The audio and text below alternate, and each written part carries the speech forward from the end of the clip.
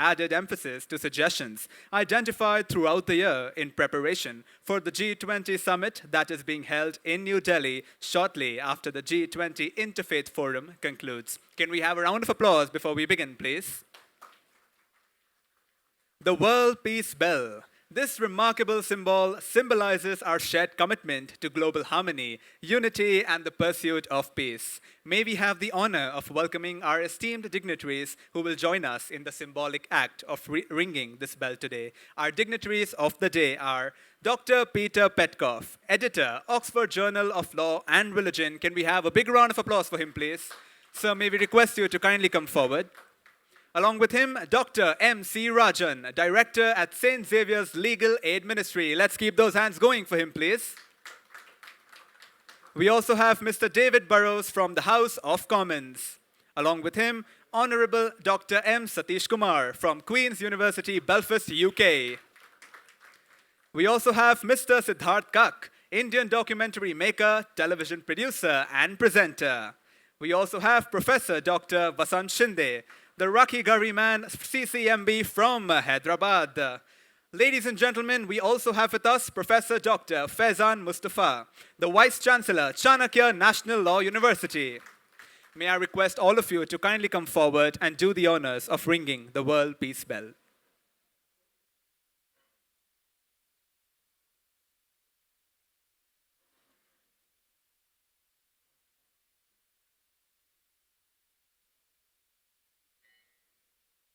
And as they ring the bell, let its sound remind us of the unity and peace that connects us all. Can we have a round of applause for them, please?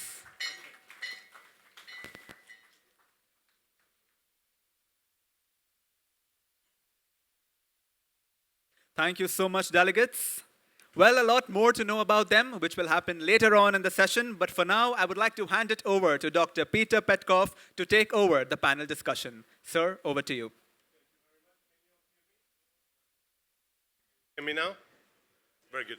Well, welcome to our session on religious cultural heritage, which has now become a standing item on the interfaith forums which we organized within the margins of G20, and we tend to look into religious cultural heritage in more than one way.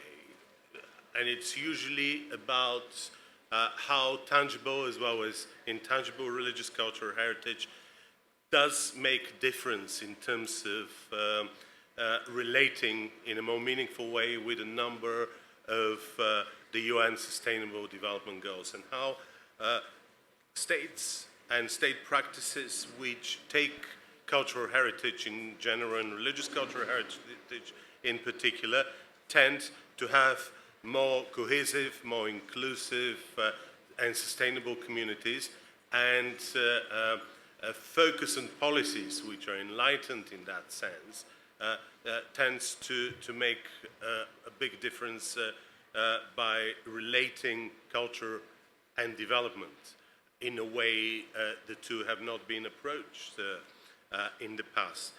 We have been looking into these questions through the lens of legal frameworks, through the lens of security, but also through the lens of challenges and opportunities cultural heritage presents. The ways cultural heritage could be divisive, but also the ways it could be inclusive and could create dialogical civic spaces which drive otherwise divided communities closer to one another and able to do more things together. Today we have a stellar list of speakers for this panel, and we are going to develop a conversation in a very much dialogical format, and we would explore the different trends which emerge in the context of their work, and try to address some of the challenges.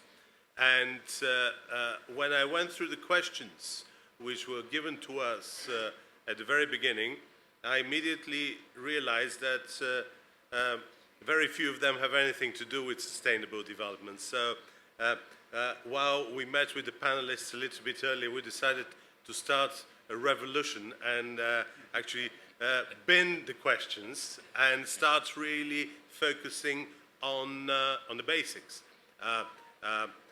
Is there a connection between culture and sustainable development? Does this connection make any difference in the ways we approach sustainable development? Is culture in the way, or is it an engine which propels with a different dynamics the way we approach the UN Sustainable Development Goals? And is it helpful to have a concept of religious cultural heritage since there is already a UNESCO framework of cultural heritage protection which may or may not be enough? So we're going to engage in a range of those questions and we'll touch only discreetly some of the questions which were originally proposed, and hopefully we'll try to get a lot more out of this conversation in terms of recommendations, in terms of ways forward, but also in terms of imagining opportunities to do more things together. We're meeting with friends with whom we've already done a lot in the past, but we're now meeting some new friends, and we could imagine developing new trajectories of our work together. And immediately I wanted to bring Faizan Mustafa into the conversation. Faizan, you work a lot on the legal framework, which in one way or another captures cultural heritage and religious cultural heritage in particular. And there'll be debates. Do we care about legal framework? Is it in the way? Is it helping? Is it giving you the good guidelines in terms of how we could imagine and develop good practices about dealing with cultural heritage? Or is it just the law with teeth which creates a deterrent and threatens enough people to stop them from doing things they should not be doing? Over to you. Thank you very much, Peter. We framed our constitution in the wake of partition, and country was divided in the name of religion, and therefore the whole question of religious freedom dominated the Constituent Assembly debates. And it is to the credit of founders of our constitution that we adopted a liberal model of freedom of religion, and we guaranteed in the preamble and elsewhere in fundamental rights freedom of belief and worship, and we guaranteed freedom of religious places. And therefore, as you look at our law, there is no problem with the law, so to say. We also enacted a places of worship law, and we said that whatever was a status of a place of worship on 15th August 1947 is to be protected. But what has happened, as you know, that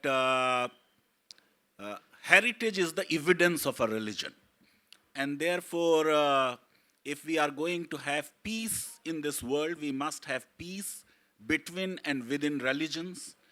And if religion is used for political motives, then the religious heritage becomes the contested side.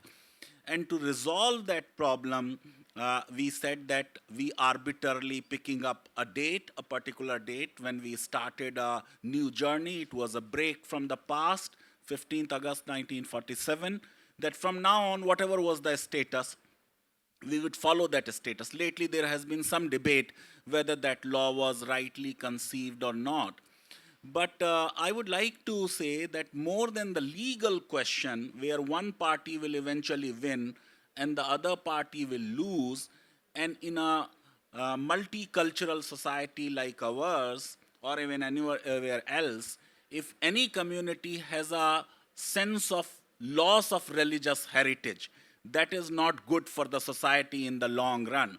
And that's why the way Indian Supreme Court has dealt with the question of fundamental rights and directive principles, that in case of a conflict, we would like to give effect to both of them.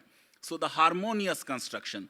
So I believe, having fought a legal battle in this country on a very important religious site, the lesson for us and for several other countries in the world is that in case of a fight over a question of a heritage site, religious heritage site, the best solution is that we should be able to preserve the character which will be acceptable to both the contesting parties. So nobody goes winner and nobody goes loser.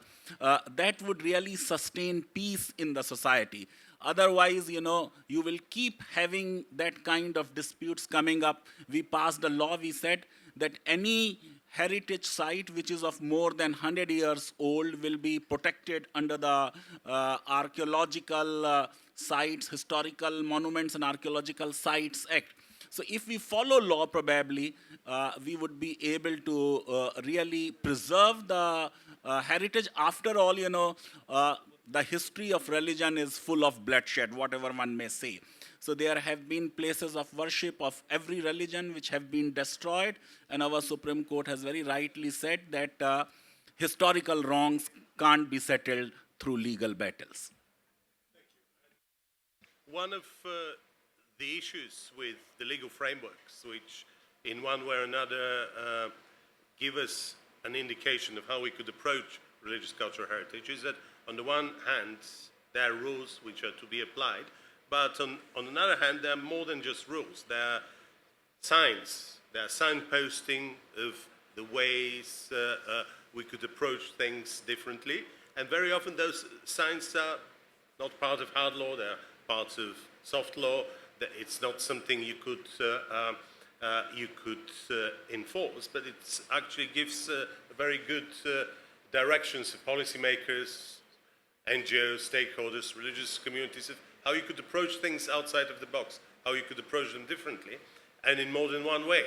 And one of the issues which have risen and are linked with what you just flagged is that heritage laws are very good to protect sites which are heritage sites. What about the religious sites which are not heritage sites? What about traditional cultural expressions which have not yet been added to the canon of something which is protected? It's not accidental that the United Nations Alliance of Civilizations developed their good guidance and good practices for protection of religious sites, because they wanted to cover this particular blind spot, where for us it is as important to see cultural heritage in a very narrow sense as something which is written down or recorded as cultural heritage, but we also need to see it in a more holistic way. Heritage, which is part of our heritage in a wider sense. We recognize that it's an important part of our culture, even though it doesn't have the seal of approval that it is a heritage site. And there are clear signs that in that field there is an awareness that unless we come up with solutions outside of the box, we will never be able to have enlightened enough international conventions or national laws which are going to fix things on the ground. And I wanted to bring David Burrows into the conversation. David and I have done some work together on religious cultural heritage when he, in his capacity as Special Envoy, Deputy Special Envoy of the British Prime Minister, engaged into the question and started thinking about this. How does religious cultural heritage look from the ivory towers of the British government? Well, I mean, in many ways, it surprises me that I'm here because why am I here focusing, and we have a lot focused on issues of religious and cultural heritage. Why am I, as a politician, that would ordinarily have much more interest in issues around human trafficking, issues around social cohesion, issue around political progress? Why would I take an interest in religious and cultural heritage? Well, it's because all these things are connected. When one particularly looks at, as all politicians are looking to seek to build, to develop sustainably, what has it got to do with religious and cultural heritage? Why is this in this programme? And it's very much to the efforts, and Pete and others, and the Alliance, the UN Alliance was mentioned, have built up, together with this Interfaith Summit, have built up a head of steam that has forced it in the agenda, but it shouldn't have needed forcing, but it led to the Ministerial Conference for Freedom of Religion or Belief taking place in London last year, when there was a whole set of meetings, but also an important statement, which sets out what we all know. In the London statement said this, that on freedom of religion or belief and cultural heritage, recognise the importance of places of worship as focal points where aspects of the right to freedom of religion or belief and culture interconnect and thrive. And that's interconnectedness, that's thrive. It's not on behalf of one religion or one belief group, but it's on behalf of us all. It's of issues of humanity. It's why it's inherent in conventions, in constitutions, and it's why the next part of the statement said to focus on pilgrimage, worship, and other activities have continued, as we all know, for millennia at many historic religious and belief sites, and religious or belief rites and traditions preserve customs of communities. Now, all of us will have our own story in relation to religious and cultural heritage. I've sampled just some of that here in India, and indeed, I'm sure tonight I'll be out there celebrating with everyone of all different, the rich diversity, the wonderful diversity that India is so proud of, that was going to be on display on the streets of Pune. But it means that it goes further than just looking at tangible sites. It means that it's all about our identity. And that's why the next aspect to the London Statement was important. It says, promote the protection of place of worship as a point of convergence for the creation, and this is the important part of today, for the creation of inclusive societies through mutual respect and sustainable development. It's why we all have to ask ourselves, wherever we're country from, whether it's UK, India, and other countries represented, how far are we going? None of us are a finished work. We are all on a journey and must support each other for the creation of inclusive societies through mutual respect. It's why when we look at the issue of cultural heritage, we must not miss both the intangible and tangible aspects. Sadly, the Sustainable Development Goals, which we are very much timed in with to look at, has missed an important part of talking much more explicitly about religion and belief in their development goals. It's mentioned just once. And there's a danger that when we talk about people being left behind in sustainable development, it is those particularly who are discriminated against on the basis of religion who are being left behind and double discriminated. But also the solutions have to involve religious communities, those vulnerable communities that can so easily be left behind in sustainable development. And it's why we must look at the positive advantages to celebrate religious and cultural diversity. For example, through our popular heritage. I mean, in the mosaic of religions, cultures, and rich heritage, which my friend, my fellow lawyer friend, talked so is part of the historical and the constitutional settlement in this country, is so important and is a celebration for us all. And it allows that celebration of transfer of knowledge, of practices, and indeed of resources, intergenerational. Now, it's great there's so many young people here, because this is an issue, an intergenerational issue. Religion and cultural heritage is not just a museum issue for older people to go and visit. It's a matter for all of us, our identity, our freedoms, and it's what we can transfer, and it helps develop ourselves sustainably. So just to mention briefly an example of that in the sustainable development world. When we look at people's well-being, we know it's not just economic. We know that it is about a sense of being connected, a sense of being hopeful, of being affirmed. And that sharing in heritage helps achieve that through sharing of, yes, the heritage, the physical heritage, of us all passing on our memories, our remembrances, our religion, but it's also about sharing food. It's about sharing songs. It's about circulating people's strengths and weaknesses together. And you do that often in a place of cultural heritage, sharing together. And it's not just our own weaknesses and strengths, our own food and songs, it's others as well, which is why tonight's celebrations of festivities is an example when people will converge together. And indeed, talking to my friend here, Raj, that's an example in Chennai, how thousands upon thousands come out on the streets, led by the Catholic priests, come out together to join in festivity. And that heritage, it's all our heritage, which is why it's a universal declaration of human rights that we are all advocating for universally. I mean, it's not a monopoly of any one political party, any one particular leader. It's shared on all of us. It contributes to social cohesion for us all. And that's what got me here as a priority, to be able to say that, and to say that we all must share in that collective enterprise together. And this is an opportunity to bring Rajan into the conversation. Rajan and I have known each other for donkey's years when he was doing his PhD on legal protection of religious sites in Oxford many years ago. He's a Catholic priest, but he's also an activist and runs legal aid clinic in Chennai, and he's very passionate about series of aspects relating to religious cultural heritage, and particularly those aspects which present major threats and major problems in the way we engage with the challenges of culture.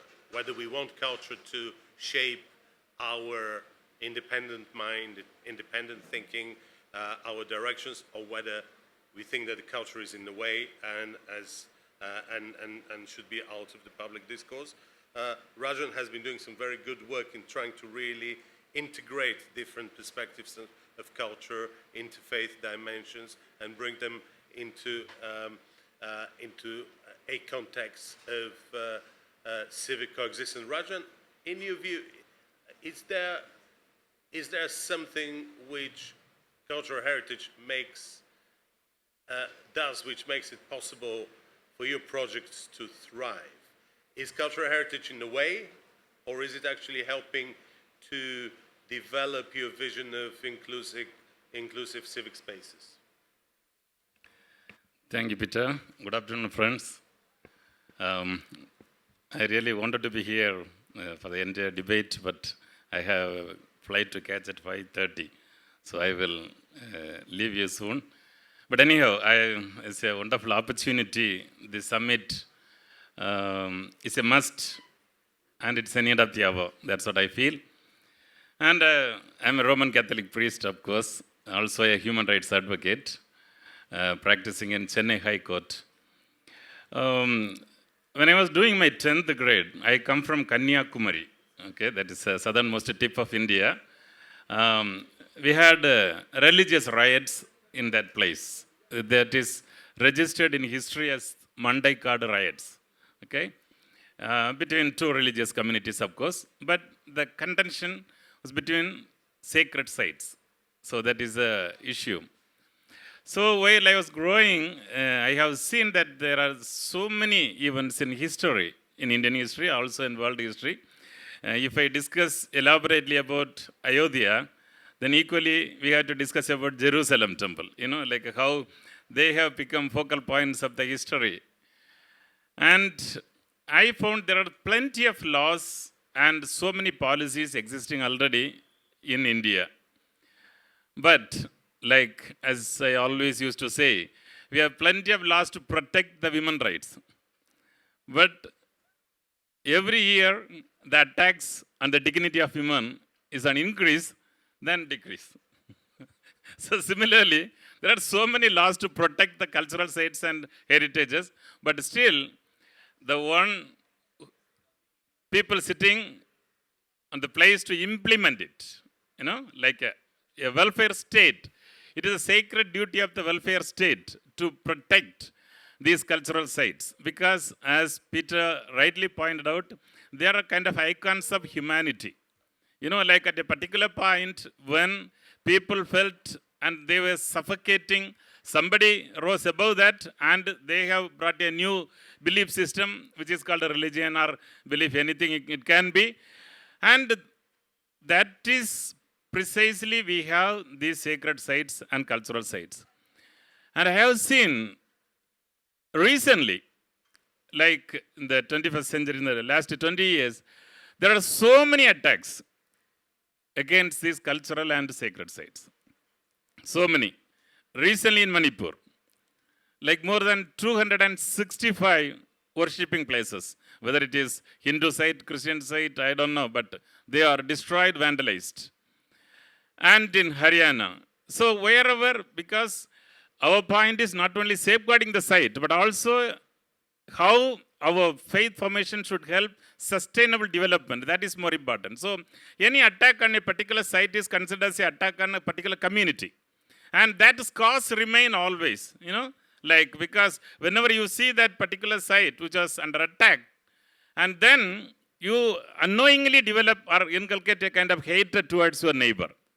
But as a true Christian, I am taught that you love thy neighbor. You know, thy neighbor has no face at all. Jesus never said love thy Christian neighbor.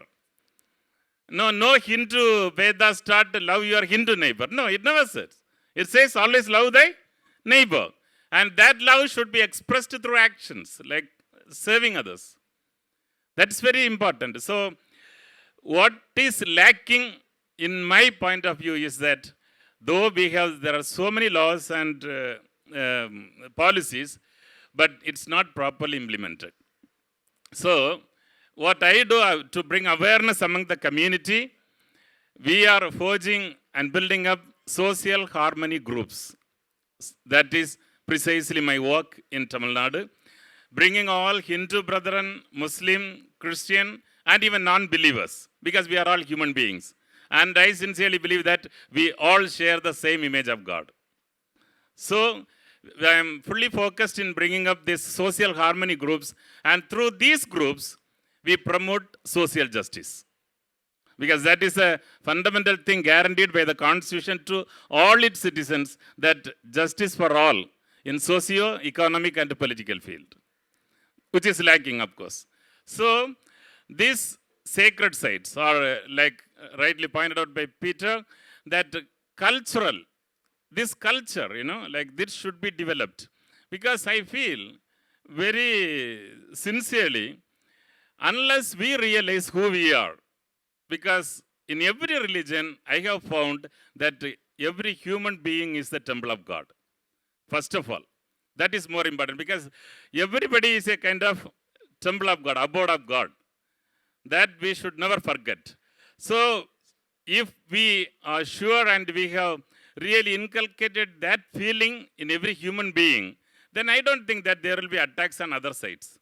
Because you won't have enough courage to touch it, because you don't see it as other, but rather it belongs to everyone. Recently we celebrated the feast in Chennai, Our Lady of Health, Veilangani, and 400,000 people participated in the flag hoisting ceremony. Do you believe? And 70% of the participants are from Hindu community. Almost 10% from Islamic community. Rest of them from the Christian community. So this culture, this vibrant culture I want to promote. Now this is what our forefathers taught. And this is what we want to maintain. And first of all, I would invite everyone that we need to believe ourselves we are the temple of God. Then we need to protect the cultural sites which are the iconic faith centers of the humankind. That is more important. Third, I will give you an exercise or something, like I will give you a task to fulfill. If you want to register your name in the history, while you go back after the summit, at least try to begin one social harmony group in your region. At least one, bringing everybody together, because we need to celebrate the plurality. We need to enjoy the diversity. That is possible only when you have your own group to celebrate such diverse nature present in this vibrant country. So, we don't need more laws. There are enough international law provisions, I know. There are more Indian laws. But still, if they are not implemented properly, always it is under attack. And when the sacred sites and cultural sites are attacked, that remains a scar for the humanity, and that really upsets the economic growth in that particular region. It affects the social harmony. It destroys the economic stability. So, if you want to have a country where everybody can live peacefully, harmoniously, and in a way all our fundamental rights are fulfilled, then we need to build up this social harmony. And also every site, because you don't see it as an Islamic site, Hindu site, Christian site, rightly pointed out by Mustafa, You can't set right now the past wrongs that took place in 300, 400 years. I don't know. But how can I? But I am more blessed person now in the 21st century. So this is my sacred duty now to bring people together than to divide. Sacred places are here to unite us. And they should not become a focal point of division at all. And for that, every human being should stand up. When some attacks on somebody else's, and when there is something good, you should learn to appreciate it. And by joining our hands together, I think the laws will be better implemented. And the sacred sites and the cultural sites are not only for us, for our future generations. And it is our prime duty to protect them so that the country grows in a peaceful and at the same time, the development will be for everyone. Thank you. This is now an opportunity to bring Siddharth into the conversation. He obviously approached those questions through a different lens, and literally through a lens, because Siddharth is also a filmmaker. How do you feel about this connection between religion, culture, development? Do you see it as a narcissistic way of thinking we should have a fond attachment to culture because it is a nice thing to have? Or do you feel that culture is so important for us that it is a gateway to deal with difficult things and develop more sustainable understanding of humanity, civility, urban landscapes, civic landscapes, and so on and so forth? Thank you, Peter. Thank you. Yes, thank you for this. Is the approach of a filmmaker, a documentary filmmaker, who observes. Of course, the the subject and the way we are approaching it is very different, and I'm glad that actually you have thrown a spanner in the works, because now probably we will speak not in platitudes. But I do want to then, as a filmmaker, and whatever I have understood or experienced over the years of making national television shows in which millions and millions of people have participated, number one, it is wishful thinking that you want people to do something and hope that they will do it. If you think that people are going to stand up, then why aren't they standing up to now? This conversation will not go to make them stand up. Yes, the media can help you to put the question before you and ask you what would you do. The media, through storytelling, can tell you different stories of your heritage and invite you to participate in it and show you other points of view, if you are allowed to do so. Well, that is another aspect of it. And the third thing I would like to say is that as a filmmaker, there is no such thing as culture. What is culture? We live it. What you are wearing, how you walk, what your hairstyle is, it's culture. If you play football, it's culture. If you play cricket, it's your culture. If we play cricket, it's our culture. So what I'm trying to say is, culture takes place. You have to observe it. And from that observation, you discover important aspects. And one of the things which I might, if I may be allowed to say that, but I'm saying it, culture is based on identity. What is our identity? And to my mind, World Heritage Monuments are our identity. A craftsman working to create a small craft piece, I mean, look at this. This is our identity. If we did not have this, who would be? Who would we be? If we were only inheriting factory-made items, which are handled by engineers, well, maybe that would be our culture. But this would not be our culture in that case. So I would like to place before you 2 or 3 things, at least to some extent of what I had thought I might mention. And I'm very happy to tell you, and you've talked about young people. We have 2 young people here from the MIT University, and they have taken part in the design plan.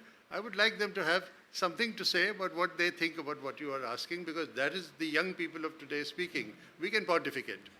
But if we take World Heritage as identity, not only our identity, but everybody else's identity too. If it belongs to everyone else, can we go beyond the lip service? How can someone actually believe that it belongs to everyone else unless we can give examples and show through storytelling the humanity of the entire thing? So where do you begin? It's a very complex issue as to what you are and what your identity is. I'm from Kashmir. And the word Kashmir can, create all kinds of mental blocks. It's also a question, the complexity of the question is, where do you begin to discuss culture and identity?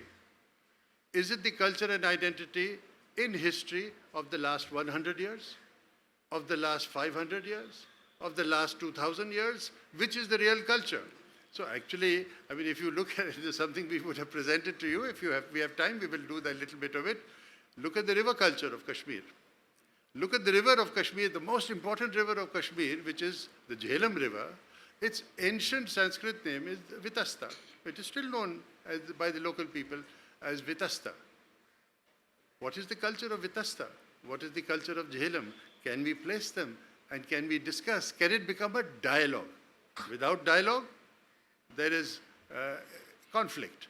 And is the role of the filmmaker, at least a filmmaker such as my kind of filmmaker, who would like to communicate with large numbers of people and perhaps make some difference to their thinking, can we put different points of view before people, tangible, to look at the intangible affirmation of those points, if possible. So we say, what is the river in our lives? What is the river in the life of Kashmir? What was it then? What is it today? Has it changed? And so why are we arguing with each other? Because we are the same, whether it was then or today. My late grandfather, Pandit Ramchandra Kak, was the last Pandit Prime Minister of Kashmir.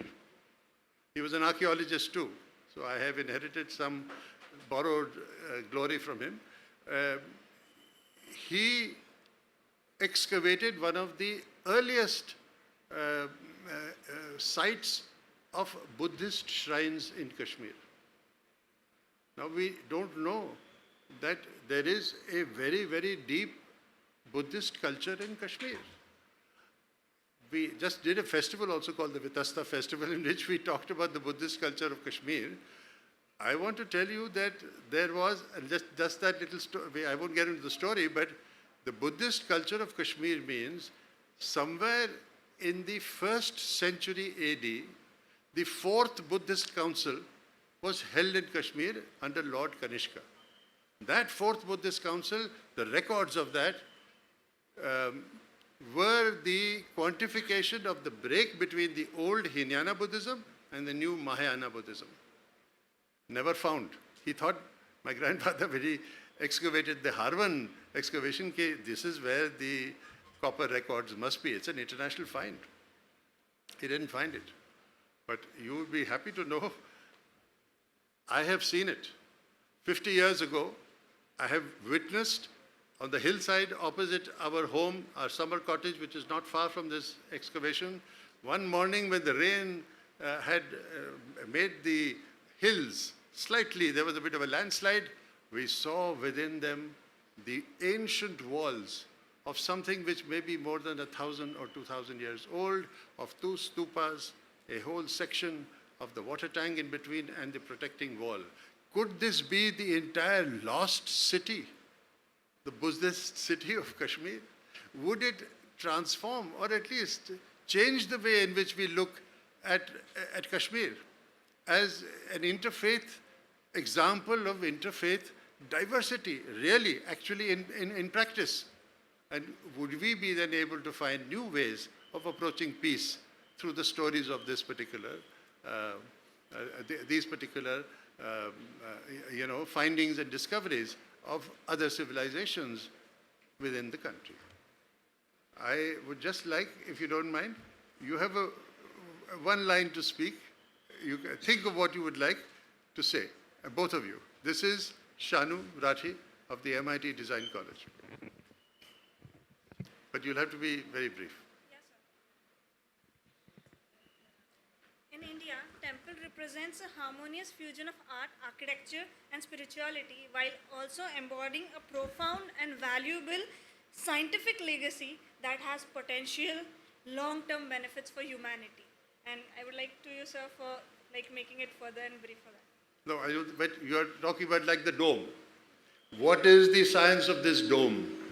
Does it bring engineering and spiritualism together, and if so, how? So basically, as for temples or for dome, there are the metal kalasha we call it. The temple is built in a structure at a place with high magnitude and electromagnetic energy. So being the metal, it catches the electromagnetic energy and transfers it down in the shikhara. Same way it is done in the dome, it's circular manner, spherical, that transfers the energy and volumize it. And the place exact inside the dome, it is the major part of it. Okay, I think you have to substantiate that. I give, with your permission, 1 minute to you, Akanksha. Talk about the cave structures and how people help to protect what can eventually become a World Heritage Site at Panhare Kaji. Good afternoon, everybody present here. So keeping the context of what Siddharth sir said about the Buddhist sites that were found in the Jammu Kashmir, there is a cave structure near my hometown where I live, which was also constructed around 3rd century AD. It's called Caves of Panhare Kaji, and it's in the rock cut architecture form. Of course, it is very less known heritage site according to me, and such sites also need to come into picture as they have huge national importance. And again, locals nearby the caves, when they found out that there is a Ganesha idol there and they started worshipping it, slowly it started to come into light that there is a cave structure which is around that Ganesha idol. And then when the locals reported it to the State Archaeological Department, it went ahead to Archaeological Survey of India. They came there, they studied the whole area, and then they found out 29 caves which had Buddhist and Hindu shrines and temples in it, which illustrates religious harmony which has existed in India from a very long time. Thank you so much, Akanksha. So stories about this is what we as filmmakers would hope to make available for you to think about and talk about. And we'll go back to that shortly. You probably realize that some of my panelists remind us into a bit of intangible cultural heritage. They appear and disappear, and they're quite movable, partly because there was probably clash with our panel, which was moved, and that created some logistical complexity. So do not feel offended if you see more panelists appearing and disappearing. We'll be here and we'll be having this fascinating conversation until 3:45. And now I wanted to bring Satish into our conversation. Obviously, we talk about culture, museums, heritage in terms of something we're very fond of, as opposed to heritage which is not just museums, but working sites. Yes, I'm leaving. Yeah. Another one. Yeah, there you are. Thank you very much, Father Rajan, and look forward to catching up soon. Safe journey back home. Satish, how... Thank you, friends. Sorry, Peter, and thank you so much. And I thank Peter especially and the organizers of the summit. And dear participants, have a lovely evening. Thank you. Yeah.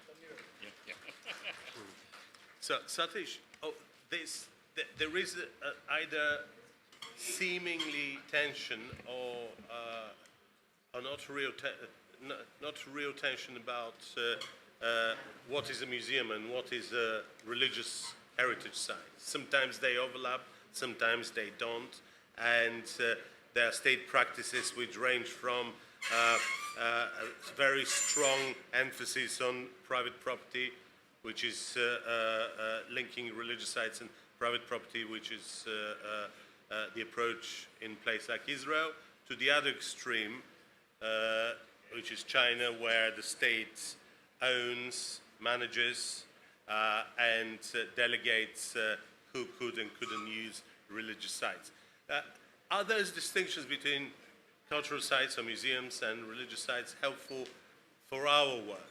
Or are we making things more complicated than they should be? Thank you. Thank you. I would like to start by saying namaskar to everyone, primarily because I am from India. I did all my studies in India, and I went to Belfast, where we had almost 50 years of religious conflict between the Protestants and the Catholics. So when I landed there, I found it quite strange, not fully strange, but strange, that there could be such a huge division between the two communities who pray to the same God, have the same book in many respects, but are been at loggerheads for so long. And my question, therefore, has always been, has there been similar incidents elsewhere?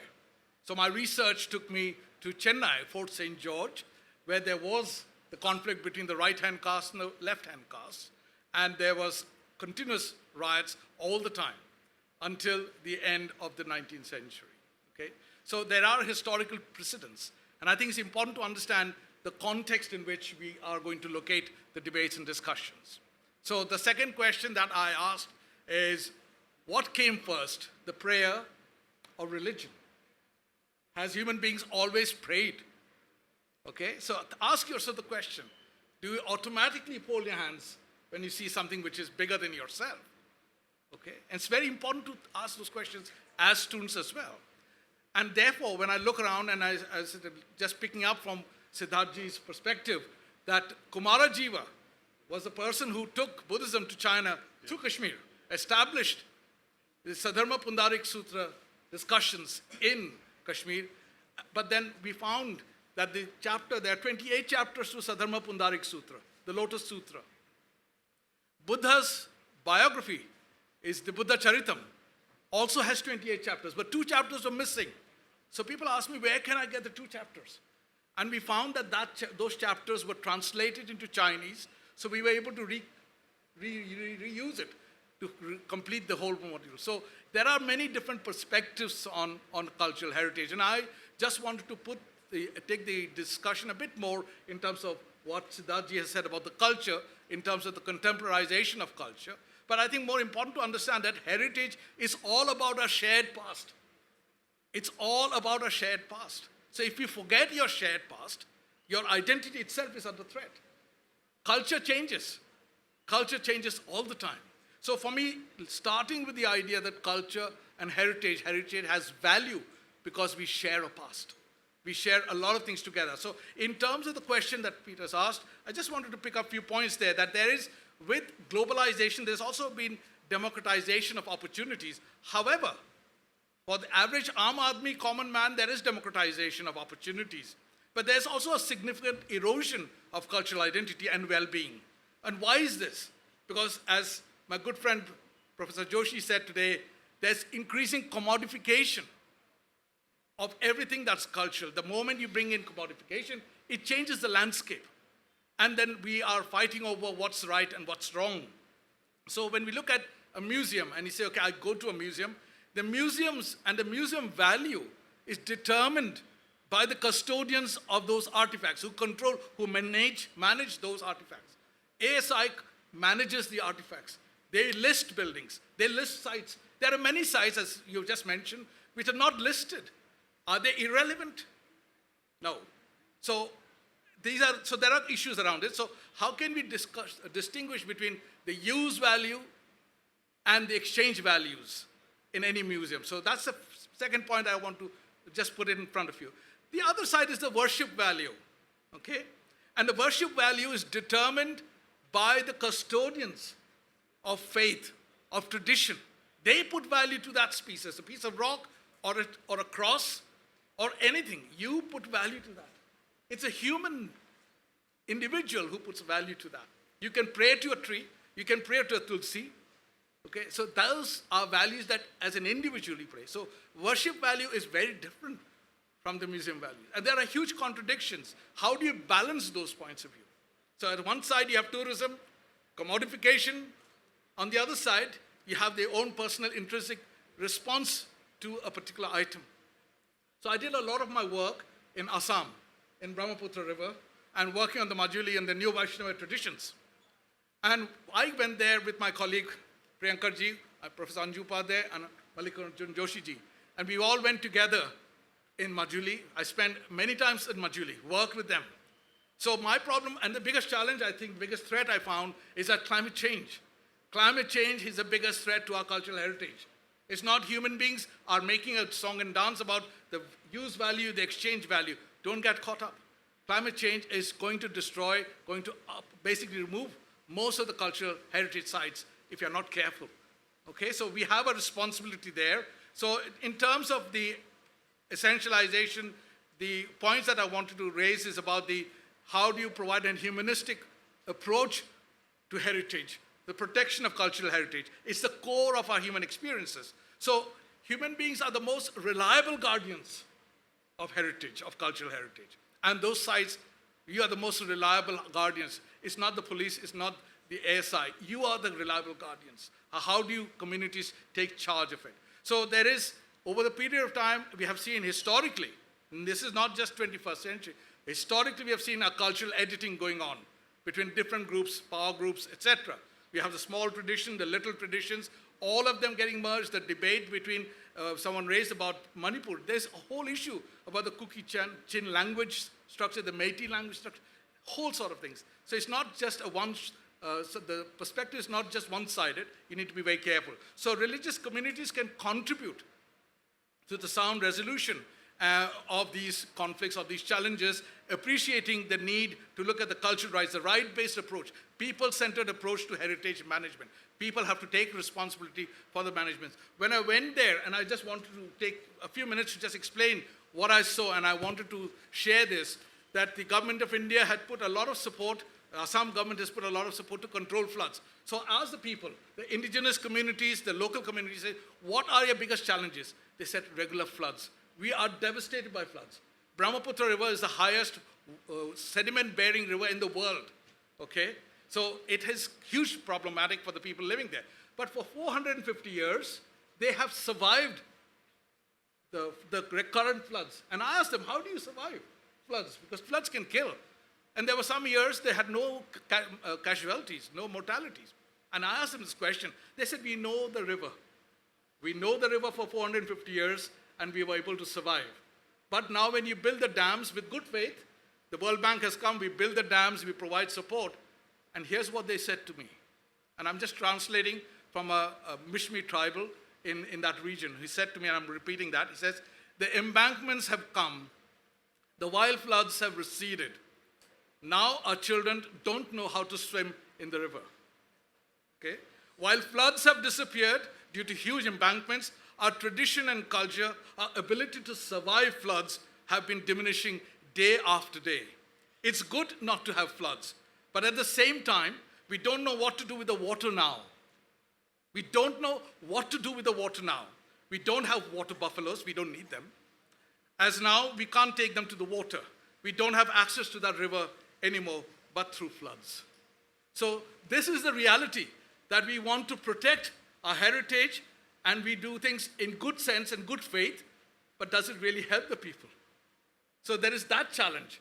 Recognizing their perspective is really important, and I'm only saying that the indigenous knowledge systems are really critical in the heritage management of communities. It's not, I'm not the expert. I went to think that I'm the expert to tell them how to deal with climate change. They had answers for 450 years. I'm not going to reinvent the wheel. Thank you very much, and let's stop there. And one of the big issues which are emerging in the context of religious cultural heritage and linking it with environment is seeing it much closer with the question of global warming than ever before. The United Nations Special Rapporteur on Cultural Rights did raise this in one of her recent reports, where she, for the first time, makes a direct link between obliteration of cultures as a result of global warming. A whole range of ocean communities which cease to exist because their lands don't exist anymore, and how how much of that tangible and intangible culture is disappearing through that. And as part of this process, we have started looking into the whole idea of imagining religious cultural heritage more as ecosystems rather than places. Ecosystems where places intertwine with rituals, with memory, with pilgrimages, with economies which support religious sites and develop their own culture of economic sustainability, you name it. And often the environmental challenge emerges, but we tend to keep it in the blind spot, particularly because this has seen often to be something to do with external factors. And we often forget that religious groups are often suffer, but they're often also perpetrators of environmental disasters. I visited very recently Vrindavan, which is a major pilgrimage site dedicated to Krishna, 1,000 temples. When you go to Vrindavan, your entire perception about religious cultural heritage of scale changes. What government could possibly have responsibility of protecting its cultural heritage in its entirety if even one pilgrimage center could have 1,000 temples, and this is a drop in the ocean. But when you go there, the first thing you notice is that Krishna's forest where he was chasing the shepherdesses has long gone. There's hardly any tree on the streets. And if there is one, the local monkeys are likely to break it. It's an absolute environmental disaster. The infrastructure cannot take the whole system of 1,000 temples. And who has the answer? Increasingly, it is the temples, the ashrams, the grassroots projects where the hosts try to educate the pilgrims that they are the greatest polluters. And this is the greatest paradox. On the one hand, you cannot have pilgrimage sites without pilgrims.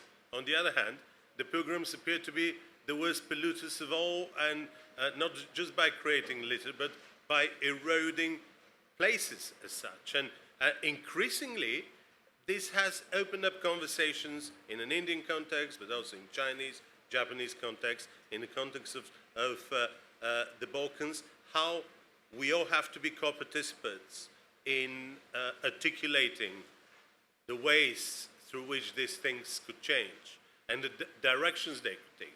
This is taken place with action, but also with powerful narrative. And Wim Wenders' wonderful documentary about the great Brazilian photographer Sebastião Salgado is absolutely wonderful. How a desert is regenerated and turned into rainforest again, and how this becomes an image of eternity, a symbol of how we could imagine eternity.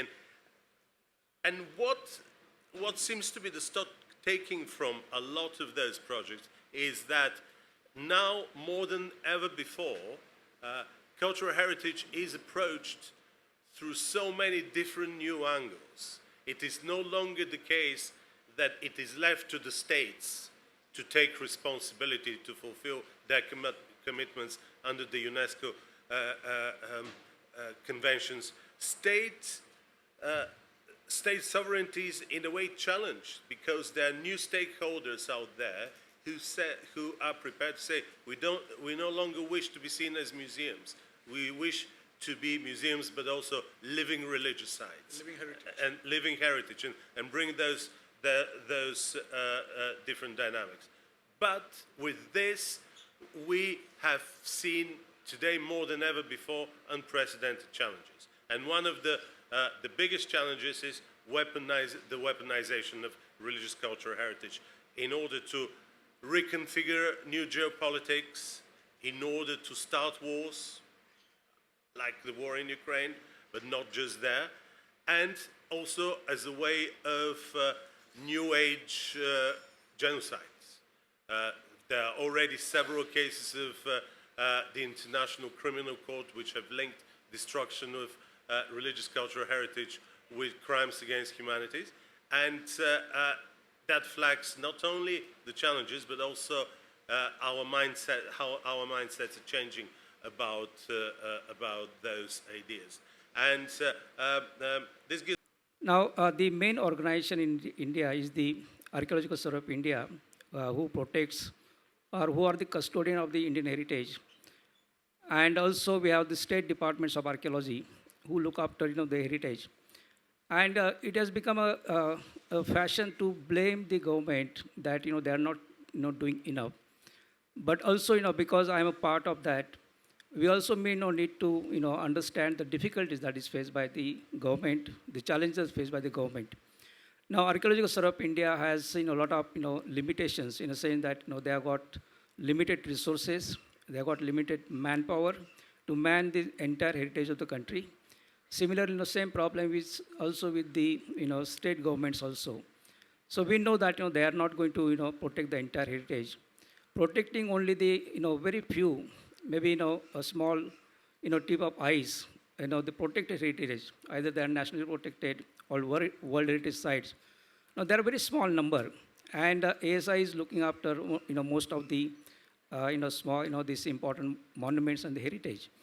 Now, what is important, and my own experience suggests that there is a lack of we have got perhaps the best laws on paper, but they are not been implemented properly. That is a major issue that we have. And secondly, there is lot of lack of maybe awareness among the people.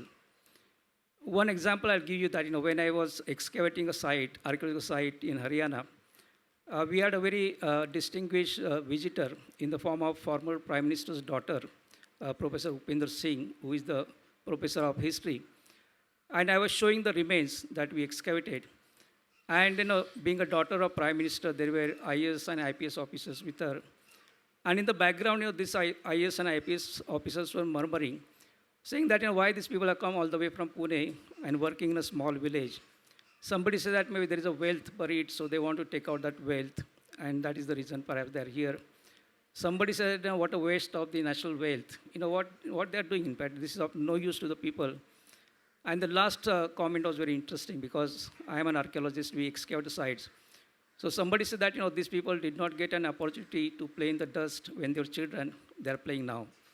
So this is the level of understanding, and we don't blame people because from our side, we have not made enough efforts to convey the importance to the common people. And that is very important, the participation of common people in the preservation and conservation of the heritage is so important.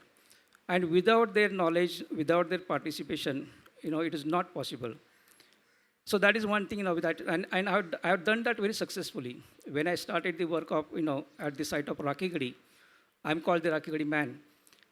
I faced a lot of difficulties. When I went there, people said that, we will not allow you to undertake this work here.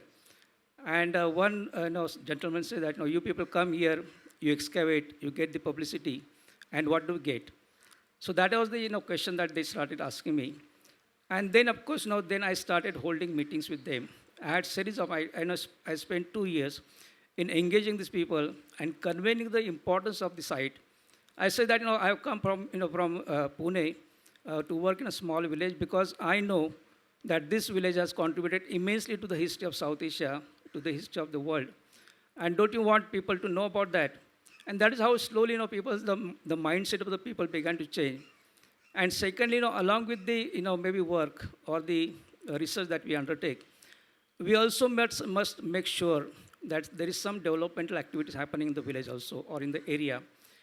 Because, our plan was not only to carry out the research, but we also, thought about developing the site from tourism point of view. And initially, because the site is, right in the village, and people thought, this is a, maybe some kind of a, not good for the village. And later, then people realized that, perhaps, this is the best thing that has happened to to the people. Because we discuss about the development of the museum there, the development of the interpretation center, and development of the remains that we have excavated as an open air museum. And then people suddenly realize that this is going to bring a lot of economic benefit to the region and to the village. And then people started coming forward. Initially they said that you cannot come and work. Later, after a couple of years, they themselves came forward. They started asking me, when are you coming and starting the work? And then they learned so much about we made so much awareness that they learned the history of the site. And whenever they used to invite people from different villages, and then they themselves used to guide them.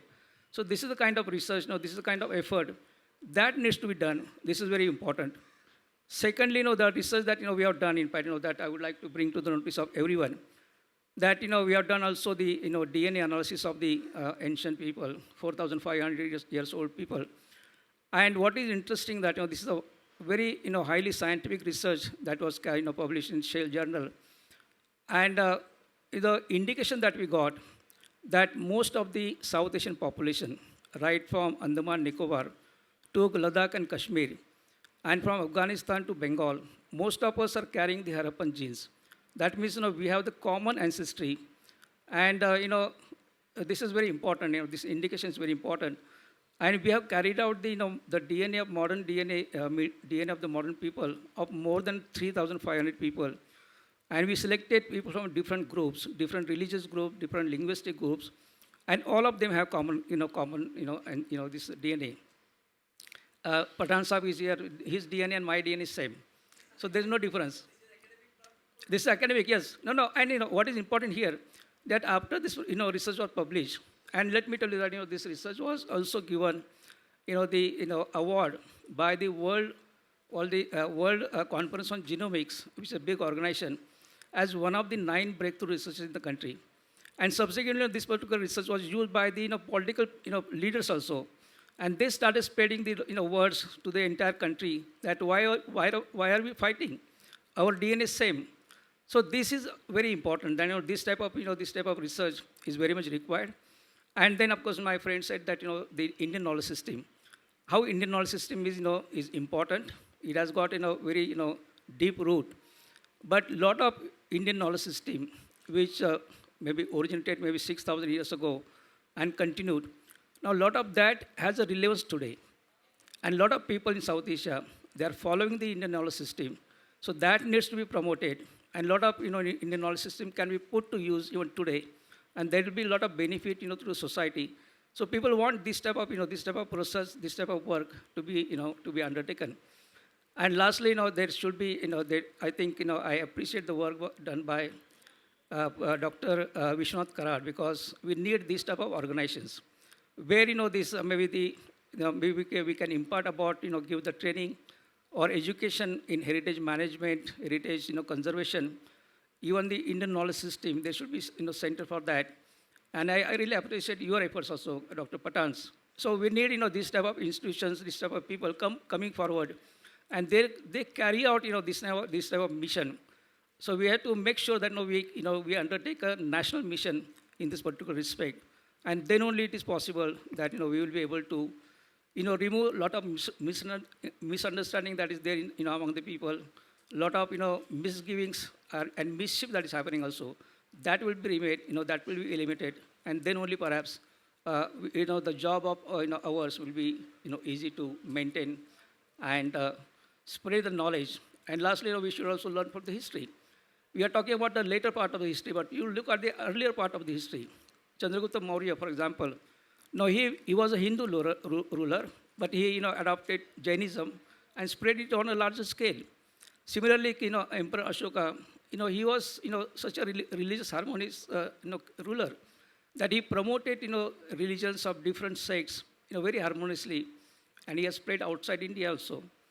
So heritage is important, land heritage, maritime heritage also. We have such a huge maritime heritage in the country. And I'm happy to inform you that the government of India is developing one of the biggest maritime complex in Gujarat.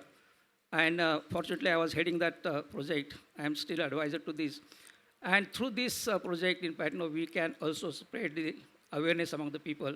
At one place in Patno, we can showcase the entire maritime history and also the land history of the people. So this is what is required for the South Asia. Thank you very much. Wonderful. And one of the things which are emerging in this conversation is this a whole layer of pretty hardcore concepts about how do we engage with and protect culture, and also other currents which are more informal practices which help us to navigate our understanding of culture and make it a very important ingredient in creating inclusive societies in one context or another. And I wanted to ask Siddharth, because he wears different hats. He's an author, but he also he creates artistic products, but he also reflects, sits on the fence, and observes how things evolved before him. Whether it makes a difference of linking places with stories and memories, and whether from your perspective, when the memory disappears,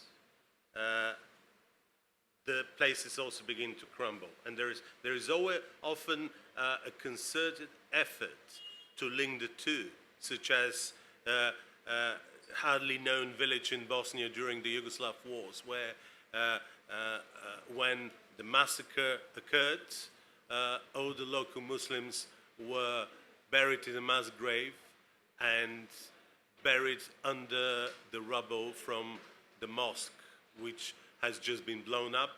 So everything goes, the people, but also every memory about them. So why is it that we're struggling with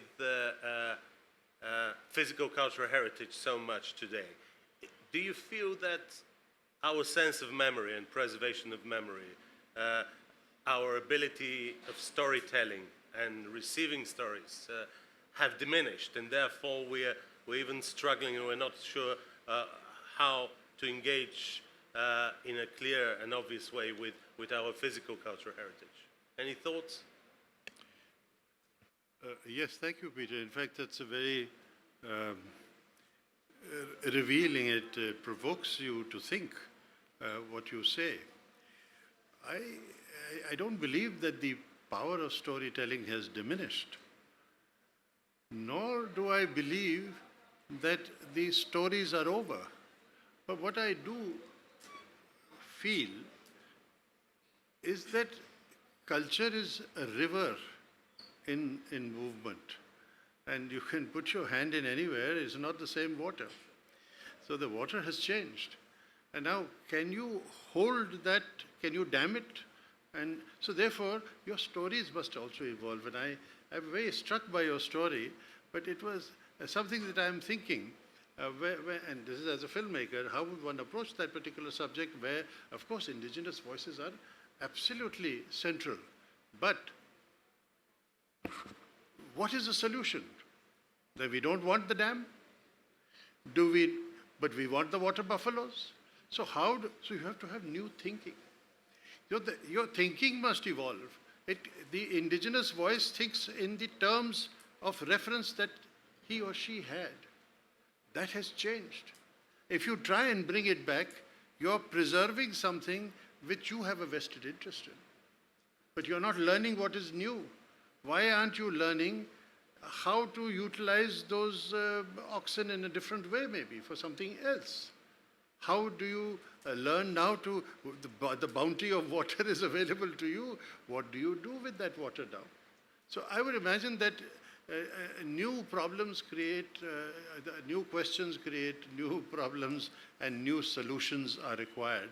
And I would say, very simply, that, for instance, look at a traditional activity in the temples. How are temples making any difference except to those who believe in them? There are hordes of craftspeople around temples of all communities. So if it's at Belur or even it is at the Taj, they're making replicas to sell to the tourists. They make a living from it. For their commitment to the place is that it gives them economic, some livelihood, if not independence. So my point, really speaking, is that unless the people are involved in it in some way, there is something in it for them too, they are not going to stand up for something which is an abstract. But yes, if it's a livelihood which is threatened, they will stand for it. So solutions must include people as pressure groups or lobby. And this reminds me of not so recent, but still fairly recent project which was developed in Kosovo, where we haven't finished the session, if that's okay, please. Thank you. When we finish the session, we'll give a chance to ask the questions, but there is quite some time to go before that. And the Kosovo project was bringing precisely two enemies. Orthodox monasteries in Kosovo, which are UNESCO heritage sites, and fairly hostile Muslim Albanian majority living around the monasteries and really not wanting them to be there, until someone came up with a rather crazy project which happened to work. So they developed an infrastructure to make the monasteries to produce wine in an industrial scale. But the snag was that they had to procure the grapes from the Albanian Muslims. So the Albanian Muslims ended up with a dilemma. So we hate the Serbs. They're Christians, they're Serbs, they're the enemy, but nobody pays better money for our grapes. So if the Orthodox monasteries disappear, we'll disappear because we'll go bankrupt. So maybe there are things we could do together. And then one thing leads to another. And there has been a lot of research done on linking cultural heritage, religious sites, with economic sustainability. What difference does it make that there is a mutual coexistence and interdependence, that one cannot manage without the other? Unless this is there, sooner or later there will be a myth, a story, a fantasy that you could take over and have everything the other had, even though statistically, in all those cases, doesn't make much difference. Those who have taken over have not become more prosperous, and usually they don't actually know what to do with the things we have acquired. And there's certainly a push going in this direction, reimagining those civic or physical or political landscapes and doing them differently. It doesn't always work, but it's certainly increasingly on the radar of policymakers who actually understand that if we know how to make this coexistence and interdependence work, we could forecast, predict, and perhaps avoid brewing conflicts, which are likely to happen sooner or later. If I might, with your permission, a young Archana, the caves and the training that she is suggesting are for local tribal people. Yeah, and if they can become guides or they become involved in the economic activity, so they will want to protect it. It's their livelihood. You may get infrastructure going. And this is emerging as pretty key element to that. But going back to the topic of the conference and of this panel, we're supposed to engage with the G20 process. And we're having a very nice and meaningful conversation. We learn a lot from each other, but we have a major challenge. We have to tell something the G20 governments about cultural heritage. So why should the G20 governments care about cultural heritage? Why does they have so many other things on their agenda? President Biden may have COVID. The Chinese leadership may not show up. It's just becoming a very volatile process of how this meeting is going to happen. And on top of it, there are these mad people meeting in Pune, talking about religion and development, and trying to persuade us that we should listen to religious voices. So what are we going to tell them? How are we going to draw the connection between religious cultural heritage and sustainable development? Thank you. I think that's very appropriate and apt because of the fact that at the political scale, the discussion is very different. But what binds all the politicians together is the culture of common humanity. And humanity starts with culture, starts with tradition, starts with heritage. So that's the first point I would make regarding the G20 why. Number two, when we talk about cultural heritage in this interfaith forum of G20, we have to recognize that climate change is for real. Decarbonization of heritage site is real. Decarbonization of MIT is real. Okay? The mountain of plastics, there's a huge mountain, is going to be as big as the next temple. Okay? We have similar mountains in Delhi, in every city across the world.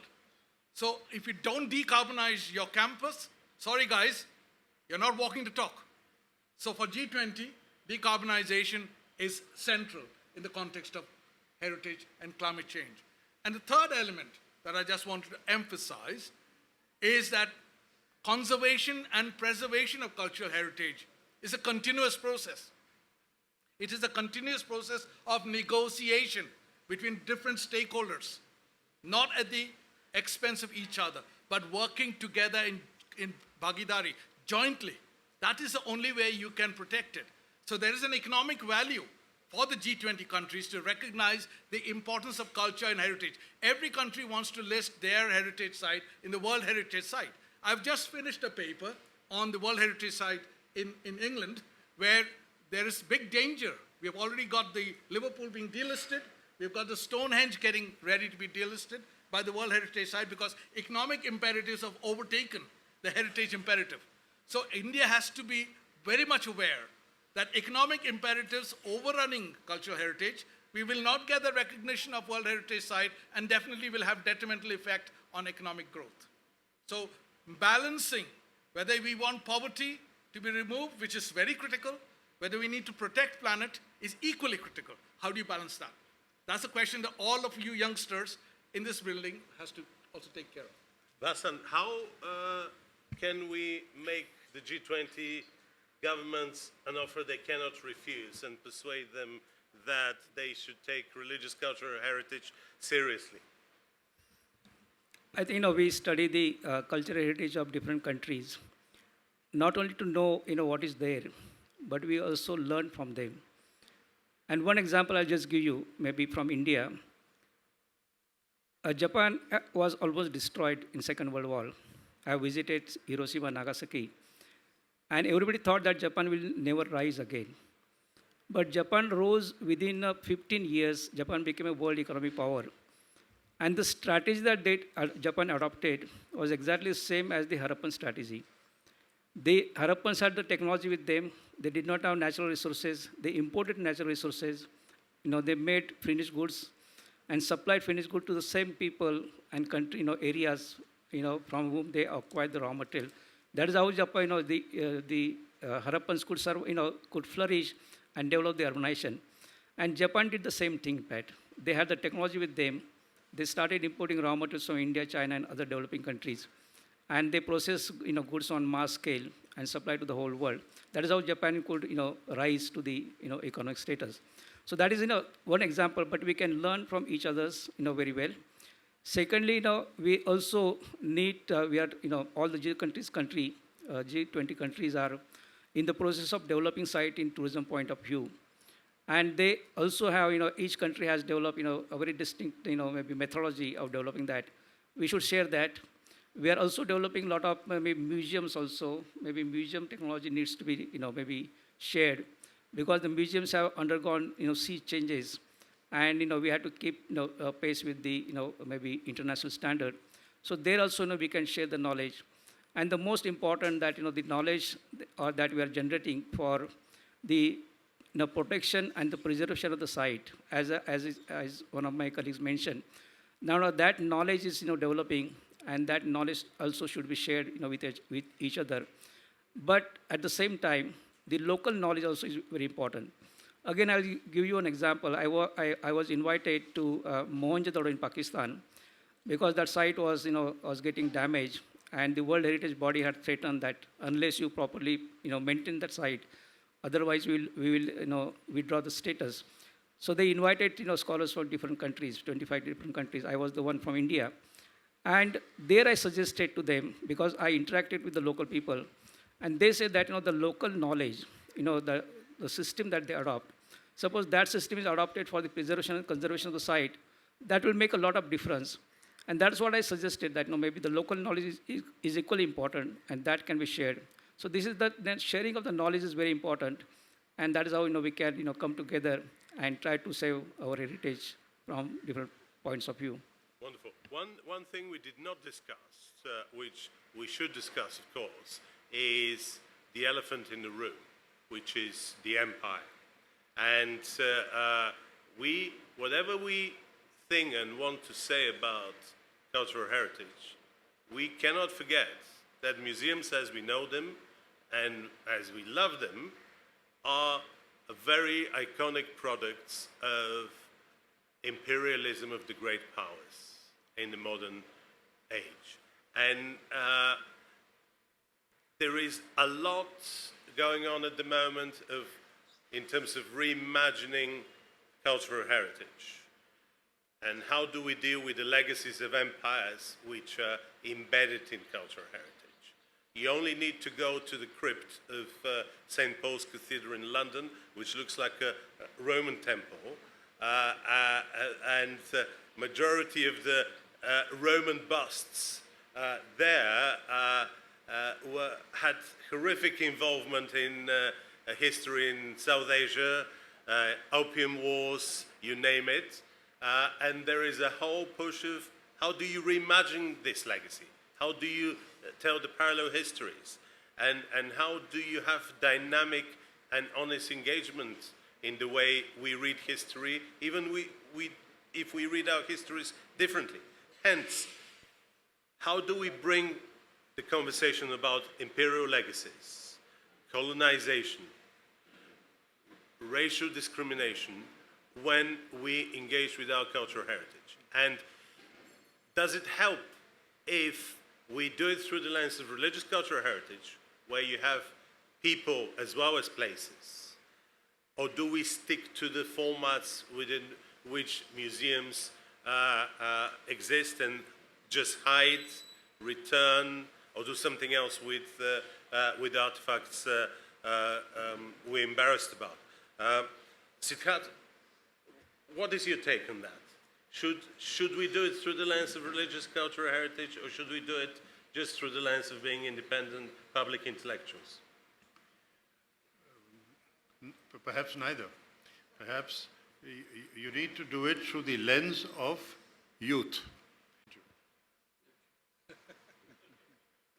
Well, we purposefully stayed away from engaging with specific case studies, not because they're more or less important, but because there are horrifically many as we speak. What you just flagged reflects a pattern, unfortunately, and this is a pattern of monopolizing religious cultural heritage to really make geopolitical claims. It happens in Turkey, it happens in China, it happens in Iran, it happens everywhere, and the only way we could deal with this is not just name and shame, but actually develop robust intergovernmental and international practices which make it less possible and difficult to implement. Audrey. Yeah. Thank you very much, Peter. You did a great job moderating, and to all of our panelists for your very rich, textured, and insightful presentations. Now, much has been said about identity and the importance of identity in the protection of religious and cultural heritage. And, there is no more fundamental identity than that of gender, which you alluded to briefly, Peter, and gender discrimination. Now, many religions and the cultural practices and heritage. As such, women have been excluded from some of the world's most sacred sites because of gender. So how is it, that women in contemporary times and historically and still are not able to set foot into some of the world's most sacred sites? And how do you reconcile the rights of women to be able to worship in these sacred sites that are antithetical to the cultural and religious practices which have historically been patriarchal? Well, on my behalf, I could only say that whatever I think about religious autonomy, which is very important, a lot of religious associations and religious practices have actually been hiding behind religious autonomy and refuse to address those issues in a frank and confident way. But I could tell you that as I go back to Oxford, there is an absolutely mad conference on women on Mount Athos, which may be like one of the first attempts to really challenge a lot of the perceptions, but also have frank conversations about whether you do or whether you don't need to stick to certain perceptions. I don't think that will change the practices of Mar Saba's monastery in Israel, which is the monastery of St. John of Damascus. Last time we tried to smuggle in a conference delegate of a female sex, we were told that the last time they did it, they suffered an earthquake which almost destroyed the monastery, and we may need to wait for a few more generations for people to actually get their sense. As far as I'm concerned, I haven't got answers, but I'm more than happy to acknowledge that the major religious traditions have demonstrated the systematic failure to engage with the question of gender and the question of women as their partners in crime in terms of co-believers. Yes, the gentleman there, and then yeah, he first, yeah. Give him the mic. Some mic. G20 session that the DNA of all the persons from India belonging to different religion, caste and creed is one. So can you make the resolution of this G20? Why you are fighting? It is his own words. Why the people are fighting when they have the same DNA? They belong to the same ancestor. So are you going to make the resolution as the outcome of G20 conference? And my another question to Satish Kumar ji, you are from India but now in UK. The process is continuously going on to change the names of old cities in here. Continuously. Few days back, only few days I had been to Karnataka. I saw that Gulbarga, because I was knowing Gulbarga University. So now the city changed, Kalburgi. So can you make any resolution on this? Otherwise, this G20 conference will simply just academicians. They come here, they discuss, they don't have any political power. And if the political will is different, then what is the use of such conferences? Please don't take this my question political. It is academic question.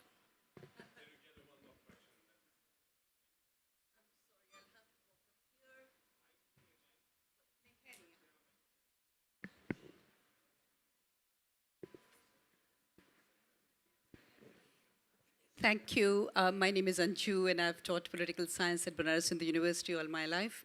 Currently working as a distinguished professor here and as a global fellow at Peace Research Institute of Oslo. Actually, I was wanting to ask a different question, but the question on gender provoked me to now focus on gender. The response that we got from the chair, if I've understood it correctly, is that we do not meddle with the religious practices and we do not interfere in what is supposed to be sacred in religion. So if that is the case, then I think this dialogue cannot go anywhere further because then we condone all the malpractices that are prevalent in religions. We cannot question the discrimination that's meted out. We cannot question the female feticide, the female, in a way, genocide. We cannot question anything that comes as to be protected as an individual rights, and then the group rights precedes everything. And actually stands as a big question in the face of the UDHR and all the traditions of the UN and the UN system. So my request to the chair is, maybe we cannot go into specifics this afternoon, because as it is, time is short. 3:30 to 4 was supposed to be the break for coffee. But my request to the chair and to the honorable panelist is that let's not do a no-go thing when it comes to the protection of cultural and religious heritage sites, that as we have understood all our lives, there are tangible heritage sites, there are intangible heritage sites. There are various ways of, bringing it in the face of us. For instance, I'm sure everybody here has watched Avatar, the film Avatar. It's not an imaginary thing. It relates to the Niyamagiri, hills in southwest Orissa that were brought into the fore.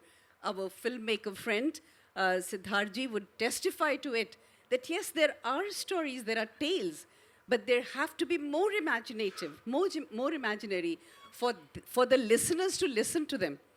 हम दास्तान तो तभी सुनाएंगे जब सुनने वाले तैयार होंगे, when they can have active listening.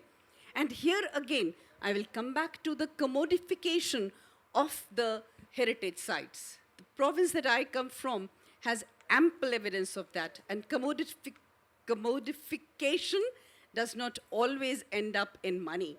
It can also end up in diverse things like wielding of votes, for lack of any other expression.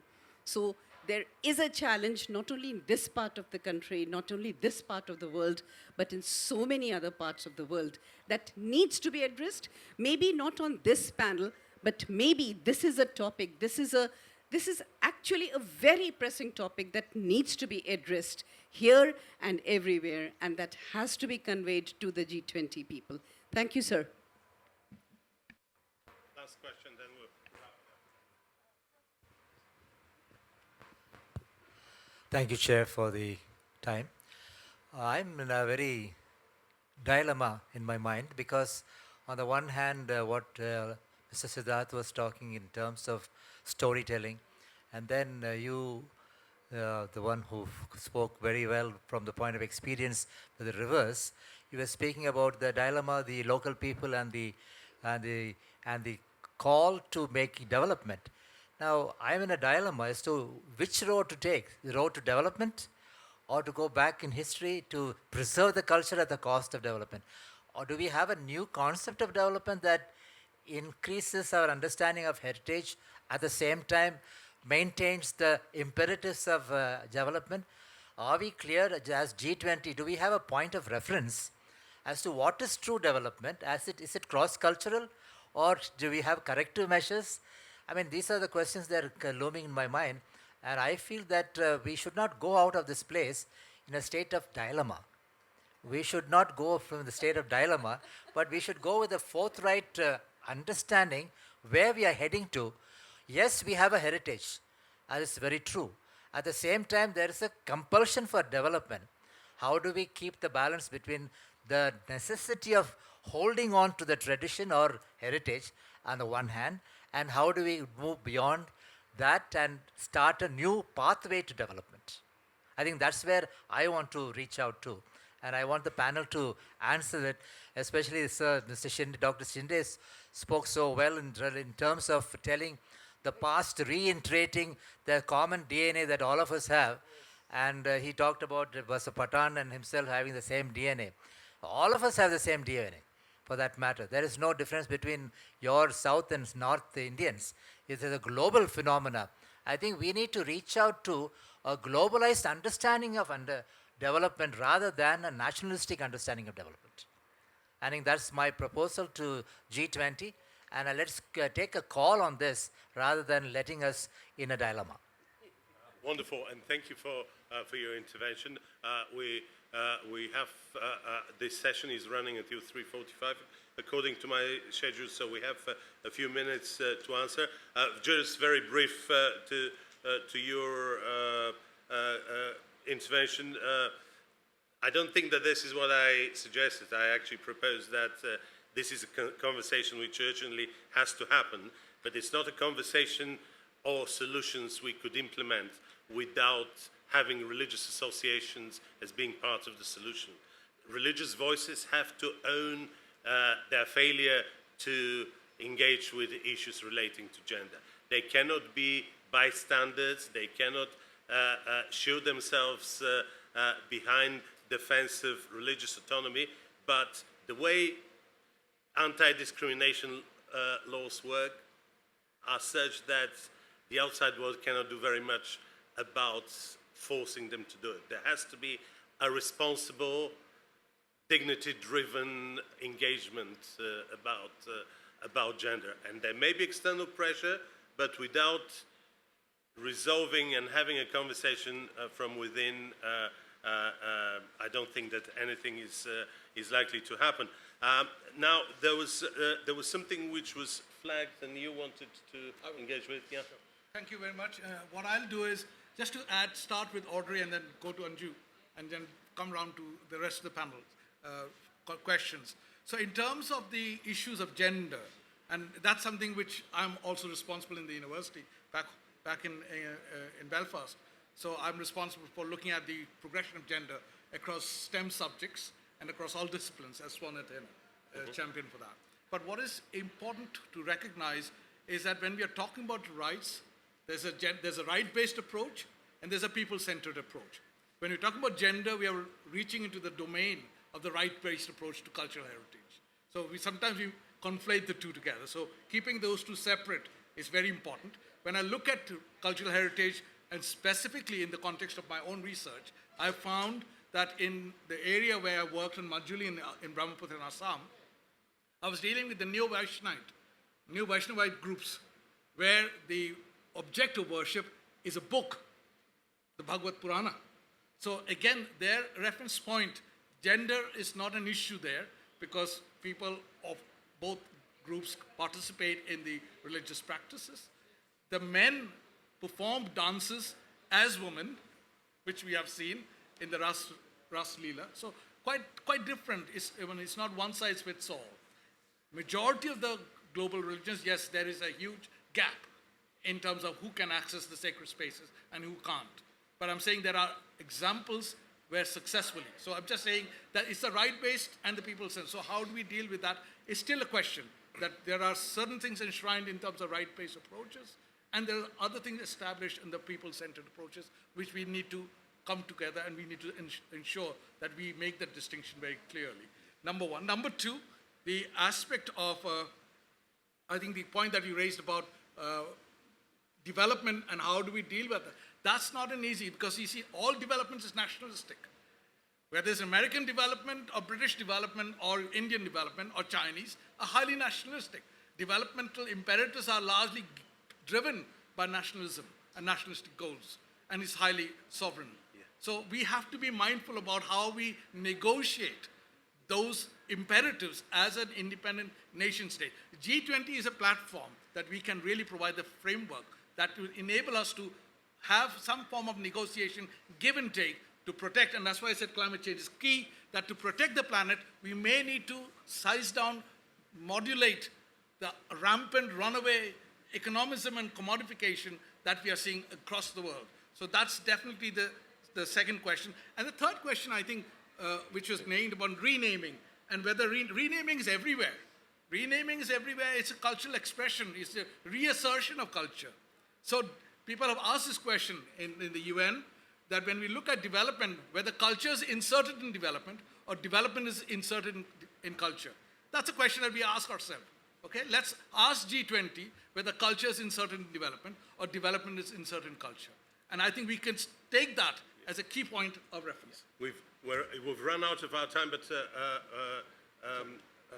50 seconds last words from here, and from Vasant. I think key, you begin with identity.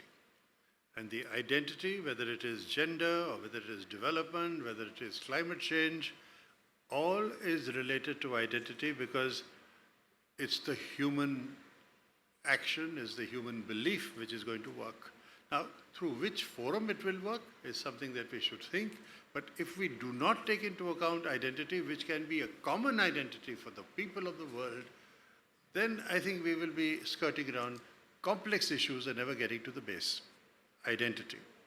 We believe this is our identity and we will protect it and we will find solutions for it, is my take. That's all, 50 seconds. I think, we also need to learn from the history. Today, India has, shown this dancing girl from Harappan, period as the symbol of, gender equality in the country. So we know that, that it was there in fact in the past. So what is required in fact, the so-called religious leaders, I think they need to be educated because we cannot really force them, but they need to be educated that we need to, go back to the history and see that what we were and, let's, follow that. So this is what maybe is required. And, the development and cultural, aspects, I think they need to go hand in hand. So we have to, the professionals will have to find the balance, how we can balance that because we cannot stop, development. At the same time, we cannot allow this, our cultural heritage to be damaged. So we have to find some balance in that respect.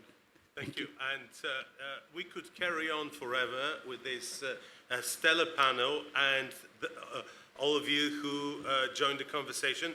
We're very grateful for being with us today. Do not see this as the only opportunity to engage with the panelists. Please stay in touch and help us develop further our thinking on religious cultural heritage. Great to be with you, but as things stand, all good things have to come to an end at some point. Thank you and enjoy the rest of the conference. Thank you. Thank you so much, delegates, eminent personalities and visionary leaders coming from all sorts of backgrounds and guiding us on that one theme of protection of our religious and cultural heritage. Thank you so much for being a part. Ladies and gentlemen, we now move on to the felicitation ceremony, and for the same, may I invite on stage Professor Dr. Ganesh Jadhav and Professor Dr. Nilesh Kham to kindly come forward and do the honors. To begin with, can we invite Dr. Peter Petkov? He is an experienced professional with a strong background in both the legal field and academia. He has a wealth of expertise in international law, international relations, policy analysis, public speaking, intellectual property, religion, cultural heritage, media, and politics. Currently, he holds the position of tutorial fellow in law at Regent's Park College. Additionally, he serves as the managing editor of the Oxford Journal of Law and Religion. In his role as director of the Religion, Law and International Relations program, they bring together legal experts, theologians, and philosophers. Please join me in giving him a big round of applause, audience. Thank you, sir, for joining us. Can we have on stage Dr. M. Satish Kumar?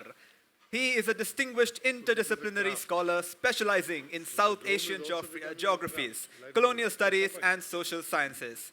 Additionally, he has delved into climate change effects on cultural heritage, promoting sustainability and combating single-use plastics. His scholarly work also includes an exploration of the historical roots of underdevelopment and the ongoing process of decolonization, both in India and on a global scale. Today, we had the privilege of learning from his vast knowledge and experiences. Can we keep those hands going for him, please? Thank you so much, sir, for joining us. Can we have on stage Mr. Siddharth Kak? He is a prominent figure in Indian television and documentary making. He is best known for his role as the producer and presenter of the beloved television series Surabhi, which aired from 1990 to 2001.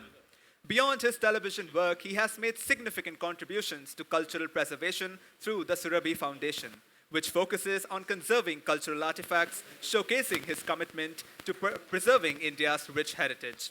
In addition to his work behind the camera, Siddharth Kak has also appeared in films including roles Mr. India, The Jewel in the Crown, Bulandi, and many more. At present, he is a member of the governing board of the Central University of Jammu and the Executive Council of the Central University of Kashmir. Stay tuned, and as we all know, we have learned so much from him. Can we keep those hands going for him, please? Can we have on stage Professor Dr. Vasant Shinde? His primary focus lies in deciphering the origins of fundamental sciences and technologies by studying archaeological evidence. Furthermore, he is deeply committed to understanding the intricate process of human settlement in South Asia and the dispersion of culture over the centuries. To achieve this, he employs cutting-edge techniques and sheds light on ancient diets, health, and migration patterns, offering valuable insights into our rich historical heritage. Can we keep those hands going for him, please? Thank you, delegates. Thank you for joining us. May I now invite on stage Tulip Sarkar, student of MIT School of Design, to kindly come forward and extend a vote of thanks.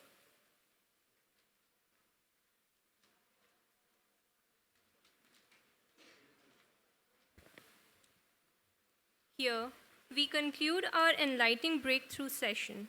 Thank you very much, everyone, for being a part of this G20 Interfaith Summit 2023. First of all, we would like to thank our founder, Honorable Revered Professor Dr. Vishwanath Karad sir, our founder, Chief Patron, MAR's MIT Pune, and President, World Peace University. Thank you for giving us the opportunity to host this event. We also extend our high regards to Honorable Executive President Shri Rahul V. Karad sir for his vision that inspires students and faculties. We also thank Dr. Aditi Karad ma'am for supporting and uplifting us. I would like to extend our heartfelt gratitude to our honorable speakers, Dr. Peter Petrikov, distinguished scholar and advocate international human rights law, Dr. M.C. Rajan, Director at St. Xavier's Legal Aid Ministry, Mr. David Burrows, House of Commons, Honorable Dr. M. Satish Kumar from Queen's University, Belfast, UK, Shri Siddharth Kaksar, Indian documentary maker, television producer, and presenter, and Dr. Vasant Shinde, former Vice Chancellor, Deccan University, Pune, for addressing and enlightening the students. We would thank our session coordinator, Dr. Ganesh Yadav sir, and Professor Nilesh Gham sir for their valuable support and encouragement all throughout the G20 program. I would also like to thank all the faculty members collectively and all the student volunteers who have participated and showcased their hard work to make this event a great success. Least to forget the staff members from MIT WPU to extend their support in organizing their grand event. Thank you, parents, students, volunteers, and everyone for attending the program.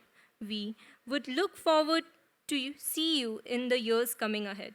Thank you, everyone, for attending the session. Thank you. May I request all the delegates to kindly step forward for a commemorative photograph. Team Shutterbugs, it's all yours.